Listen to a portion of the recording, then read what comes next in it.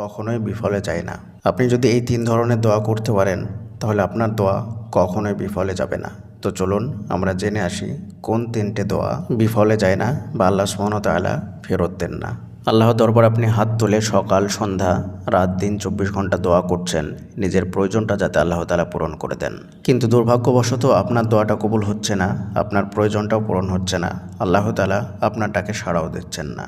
আল্লাহ তাআলা একমাত্র আমাদের রব, তিনি আমাদের একমাত্র স্রষ্টা। তিনি আমাদেরকে নিজেই বলছেন, তোমরা আমাকে ডাকো, আমি তোমাদের ডাকে সাড়া দেব। তোমরা আমার কাছে চাও, আমি তোমাদের চাওয়াকে পূরণ করে দেব। তোমরা আমার কাছে ইস্তিগফার করো, ক্ষমা প্রার্থনা করো, আমি তোমাদেরকে ক্ষমা করে দেব। এই সমস্ত কথাগুলো আল্লাহ সুবহানাহু ওয়া তাআলা আমাদেরকে উদ্দেশ্য করে বলছেন। তারপরেও আমাদের দোয়া কেন কবুল হচ্ছে না?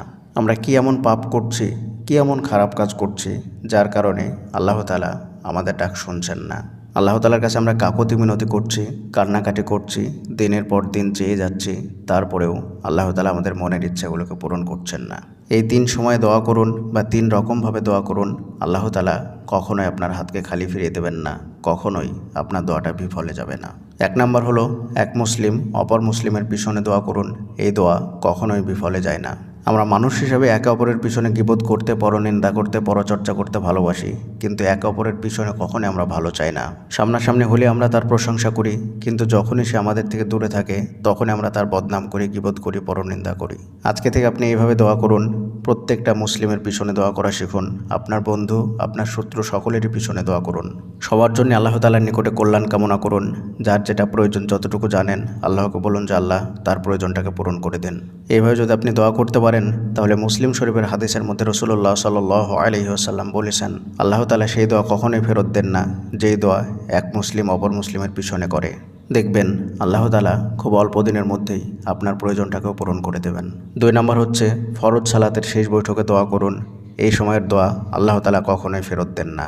রাসূলুল্লাহ সাল্লাল্লাহু আলাইহি ওয়াসাল্লামকে সাহাবারা জিজ্ঞেস করলেন, ইয়া রাসূলুল্লাহ, কোন সময়ের দোয়া সর্বাধিক শোনা হয় বা কবুল করা হয়? তখন তিনি বললেন যে ফরজ নামাজের শেষে এবং রাত্রের যখন শেষ তৃতীয়াংশ বাকি থাকে তখন। ফরজ সালাতের শেষ বৈঠকে যখন সালাম ফেরানোর জন্য বসবেন, যখন আপনার সমস্ত দোয়া পড়া হয়ে যাবে, মাসুরাও পড়া হয়ে যাবে, তখন আপনি নিজের জন্য দোয়া করুন। আপনার যেটা প্রয়োজন সেটা আল্লাহ তাআলাকে বলুন এবং আপনার প্রয়োজনটা আল্লাহ তাআলার কাছ থেকে চেয়ে নিন।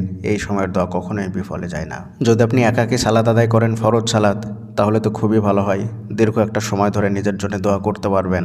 আর যদি জামাতের সহিত সালাত আদায় করেন তাহলে সেখানে খুবই কম সময় থাকে, চেষ্টা করবেন সেই কম সময়ের মধ্যেই নিজের জন্য কিছুটা দোয়া করার। 3 নাম্বার হচ্ছে, রাত্রের শেষ সময় আল্লাহ তাআলা অধিক পরিমাণে বান্দার দোয়া শুনে থাকেন বা কবুল করে থাকেন। এই সময় যত বেশি পারবেন তত বেশি বেশি করে দোয়া করার চেষ্টা করবেন, কারণ এই সময় আল্লাহ তাআলা দুনিয়াবে আসমানে নেমে আসেন। দুনিয়াবে আসমানে নেমে আসার পরে তিনি বান্দাদেরকে ডাকতে থাকেন, কে এমন আছে আমার কাছে দোয়া করবে, আমি তার দোয়াকে কবুল করব। কে এমন আছে আমার কাছে চাইবে, আমি তার চাওয়াকে পূরণ করব। কে এমন আছে যে আমার কাছে ক্ষমা প্রার্থনা করবে, আমি তাকে ক্ষমা করব। এইভাবে ফজরের আজানের আগ পর্যন্ত তিনি বান্দাদেরকে ডাকতে থাকেন। কিন্তু আমি আপনি সেই সময়টাই গভীর ঘুমের মধ্যে থাকি, সারা রাত্রে আমরা জেগে থাকি, কিন্তু শেষ রাত্রে আমরা ঘুমিয়ে যাই। আর এই সময়টাতে স্বয়ং আল্লাহ তাআলা দুনিয়াবে আসমানে নেমে এসে বান্দাদেরকে ডাকতে থাকেন। প্রিয়দিনী ভাই এবং বোনেরা, যদি এই 3টে সময়কে আপনি কাজে লাগাতে পারেন তাহলে আপনার দোয়া অবশ্যই কবুল হবে।